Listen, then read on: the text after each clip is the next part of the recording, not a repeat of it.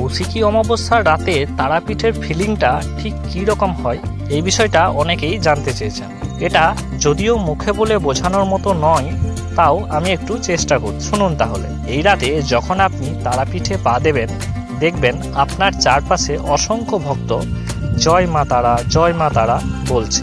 অপরদিকে মাইকের মাধ্যমে ভেসে আসবে তারা মায়ের গান। কিছু লোক দল বেঁধে খোল করতাল নিয়ে নাম সংকীর্তন করছে, কিছুজন দল বেঁধে বাজনা বাজাচ্ছেন। আর তারা মায়ের মন্দিরের সেই সীমাহীন লাইন, সেটার কথা আর কেই বা না জানে। তারপরও মন্দির চত্বরে মাকে একটিবার দেখার জন্য ভক্তদের ঠেলাঠেলি। শ্মশানঘাটে জায়গায় জায়গায় দেখতে পাবেন যজ্ঞ হচ্ছে।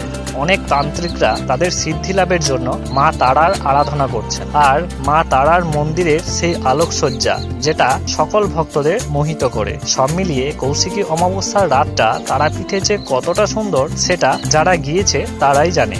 আপনিও অন্তত একবার এই দিন তারাপীঠের মাটিতে আসুন, আর কিছুক্ষণের জন্য হলেও এই বিশেষ সুন্দর মুহূর্তের উপভোগ করে যান। এই দিনে এলেই বুঝতে পারবেন মা তারার মাহাত্ম্য। তারা নামে কি শান্তি আছে, সেটা এই দিন মায়ের মন্দিরে কোনো এক কোনায় বসে থেকে খুব সুন্দরভাবে সেটা উপলব্ধি করা যায়।